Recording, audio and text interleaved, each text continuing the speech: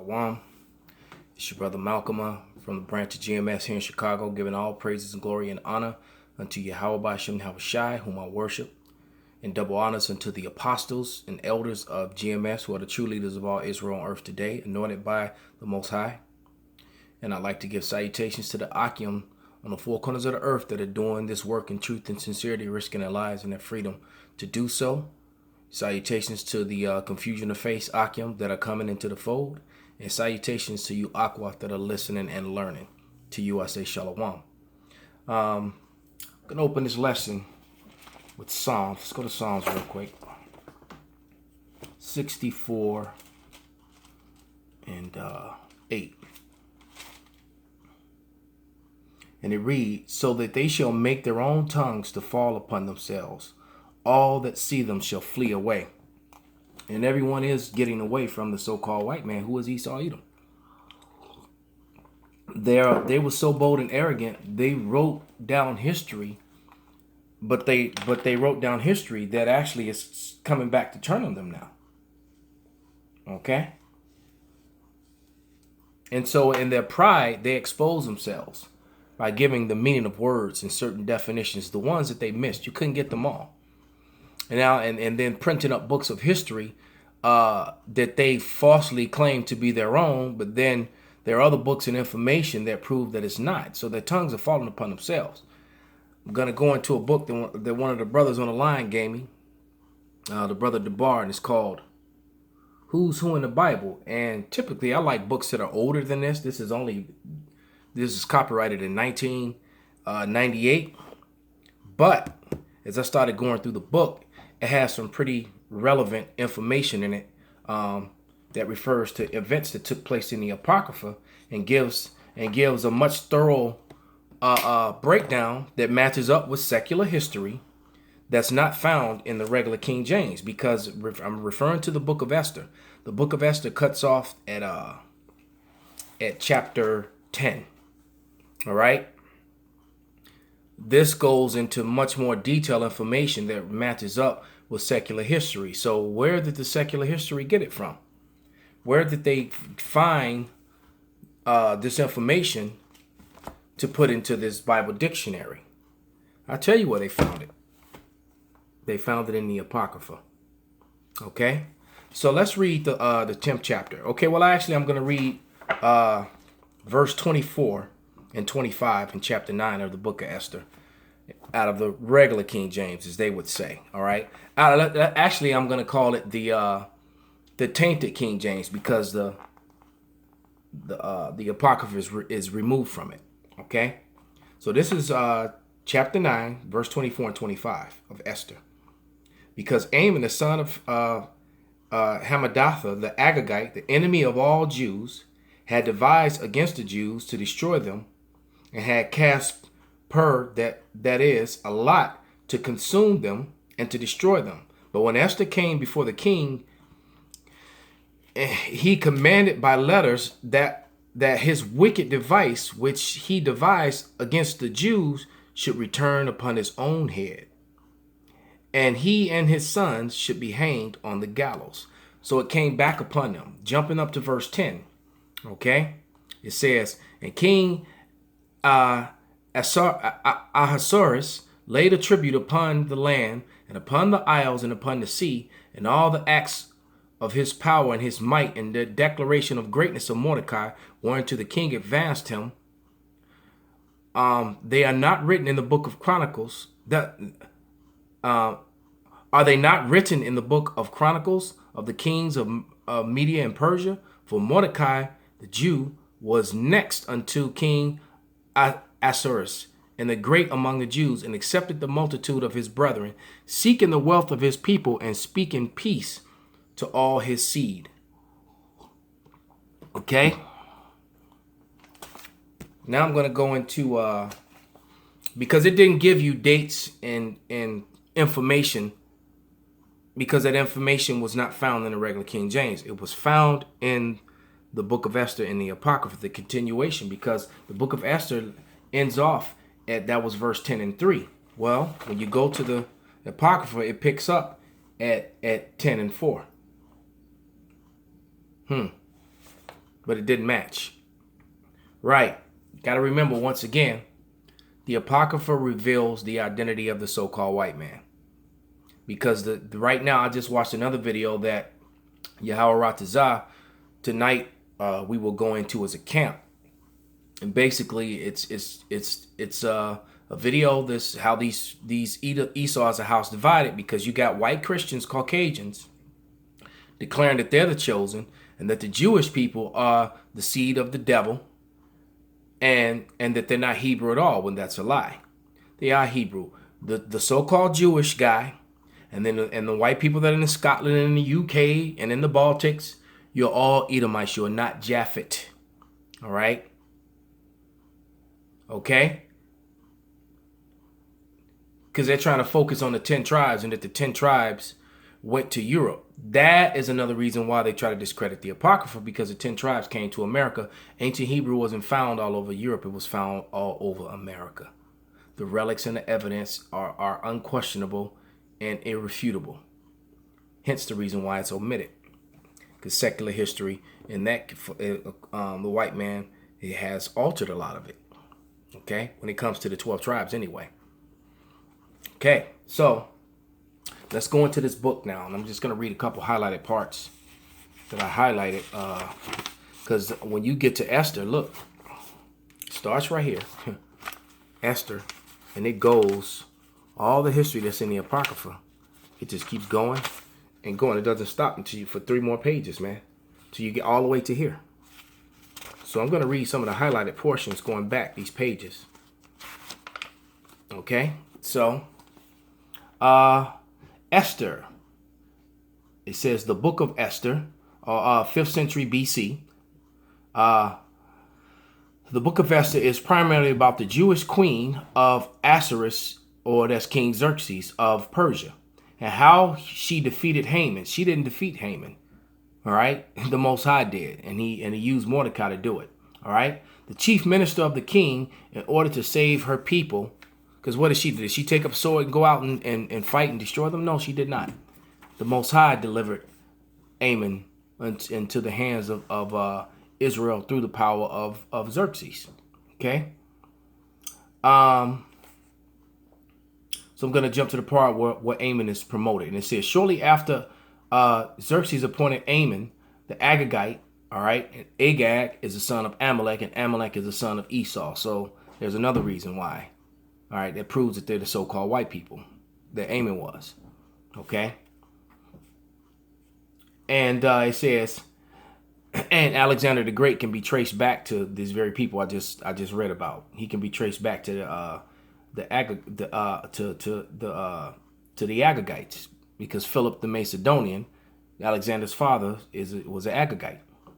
All right, and his chief minister all ordered the palace officials to show the difference of bowing down to the grand vizier. Mordecai alone refused. As a Benjamite, all right, he would not pay such an honor, as it would be tantamount to idolatry. Angered by Mordecai's refusal to prostrate himself, Haman plotted the destruction, not just of Mordecai, but the entire Jewish population. All right. Haman had this also proven too, that they were referring to Benjamin and Levi as Jews or Jewish. It was a derogatory term, because because the same thing happens with Paul. Paul was referred to a Jew, but Paul let you know he was a Benjamite. All right, and Jew is short for Judah. But you also have to remember that Jew or Jewish was also used by the Herodians. So Esau writes it this way on purpose to create that confusion. So it would have been proper to just refer to the Israelites and the Jewish, because there is a difference. All right, Jewish people were converts, mostly Edomites, because some Hamites converted to Judaism as well. All right, just get that out the way. It says Haman plotted the destruction not just of Mordecai, but the entire Jewish population. Haman had magicians cast lots to pick a day for his evil design. Then he went to the king to malign the Jews in order to get his way. He offered Ahasuerus, the king, a fabulous bribe. The king rejected the bribe, but gave Haman his signet ring and freedom to do so as pleased with the Jews. Haman gave orders, had them published, and then dispersed the royal decrees throughout the provinces. In the spring of the 13th day of Adar, all Jews would be killed and their possessions seized. Mordecai implored Esther to go to the king and plead for her people. It was against the law and dangerous for her to approach the king unbidden. Because of the circumstances, she courageously agreed, declaring, "If I perish, I perish." All right, and that's in Esther 4:16 in the Bible. All right, but it's also found elsewhere. It said the queen fasted for 3 days, dressed herself in regal robes, and approached Ahasuerus and received her. And it basically talks about he jumped up off his throne because obviously Esther was extremely attractive. And normally even his queen, if you can't, even a handmaid, a servant, or a concubine come before the king not being ordered, his guards will put them to death, man. That was a dangerous thing she did. All right? But the Most High was with her, and he had favor for her because he was so attracted to her. And the king actually leapt from his seat, protected her to tend to her himself personally. All right? He received her, and Esther cleverly invited the king and Haman to dinner. After the meal, she invited them to a second banquet. The following day, Haman was pleased at his newfound royal attention, but his high spirits gave way to anger when he came across his nemesis Mordecai at the palace gate. Ignoring his edict concerning the Jews, Haman decided to go after Mordecai. He ordered the gallows built on the spot, intending to ask the king the next day to have Mordecai hang. Fortunately, through sleepless night gave the king an opportunity to have the court records read to him. And from them he was reminded how Mordecai had earlier saved his life and gone unrewarded.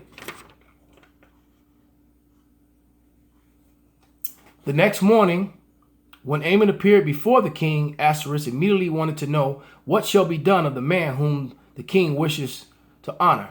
Believing that the king meant him, and Haman smugly suggested that such a man should have a grand royal procession with many accompanying artists. Then a dramatic twist of events. The king ordered Haman to do just that for Mordecai. When Haman and the king were brought to Esther for the second dinner, Esther revealed her Jewish identity and told the king about Haman's plot to exterminate her people. Overcome with rage toward Haman, the king rushed out of the room. Haman, desperate for his life, violated harem law when he threw himself down on the couch beside the queen. Now, I don't know, where they're getting all this from, but nevertheless, because that part is not in the Apocrypha.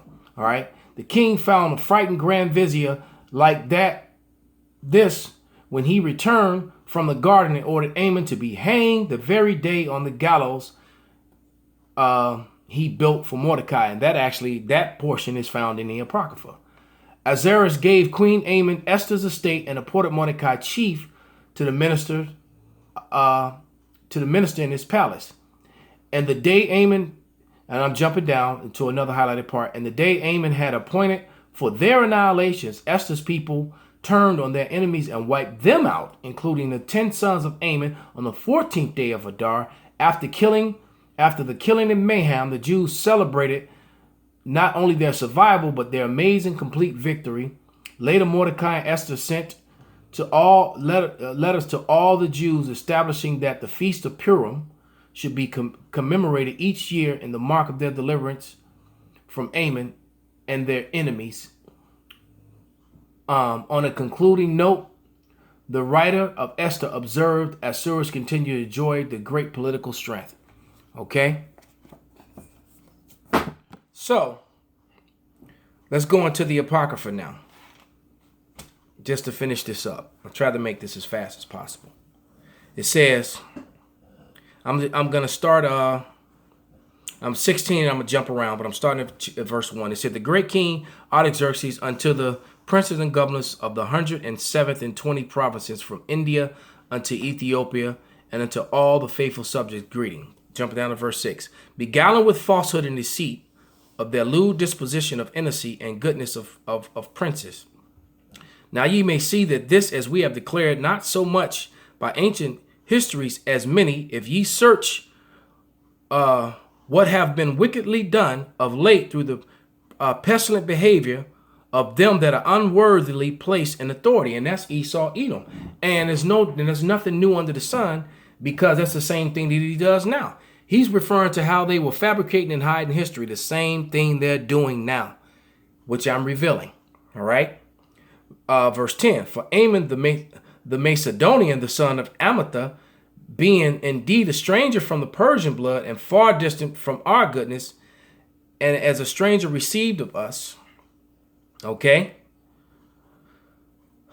had so far obtained a favor with to show toward every nation, and that he was called our father, and was continually honored of all men, the next person to the king.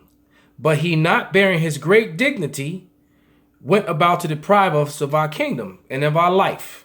Okay, and this is when all the events I just read out of this book, who's who in the Bible. Okay, verse 13, having manifold and cunning deceit sought the destruction as well of Mordecai, who saved our life and continually procured our good, as also blameless Esther, partaker of our kingdom, with their whole nation.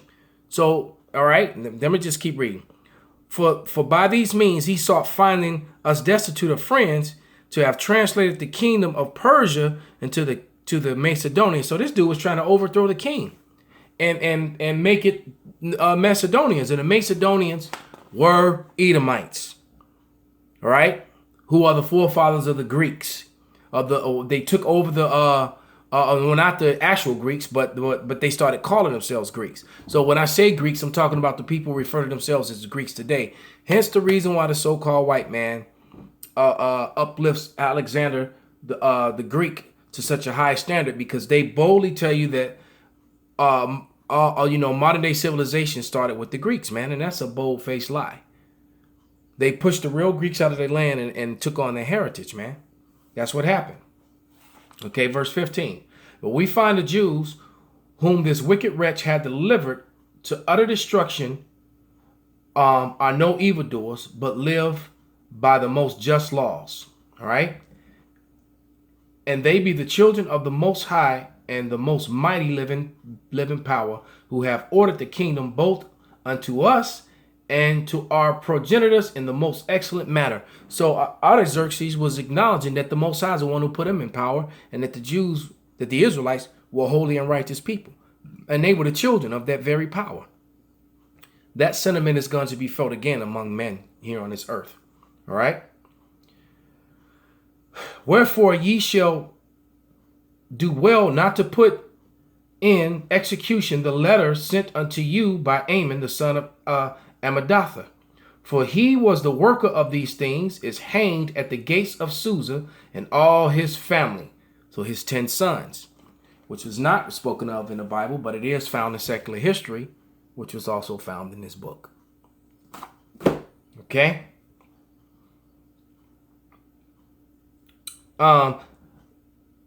God who ruleth all things, or the power that ruleth all things, speedily rendering vengeance to him according to his deserts. So not only that, it turned all the Edomites who were in there, those Agagites that were all throughout the kingdom, they got put to death, and their spoils were given unto the Israelites, man.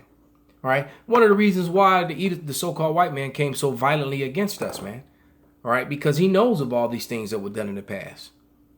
How one of our Israelite kings, took 10,000 Edomites and threw them off mountains off a great cliff to watch their bodies splat on the rocks below. They know of all these things. How we ruled over them through the Dark Ages. How we ruled Europe, man, when we took down Rome.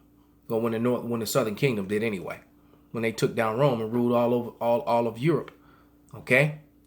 And so they try to cover up that history, man.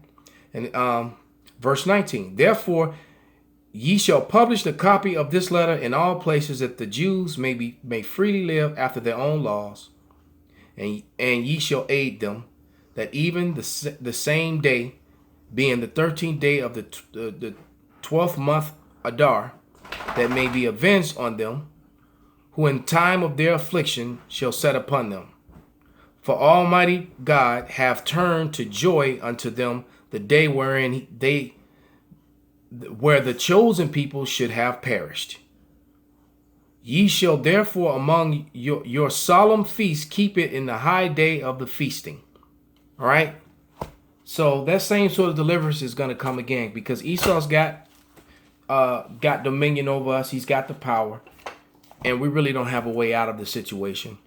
All right. But all the evil, just like Mordecai did back then, is going to be rewarded back unto you Edomites and you heathens that are joined unto them.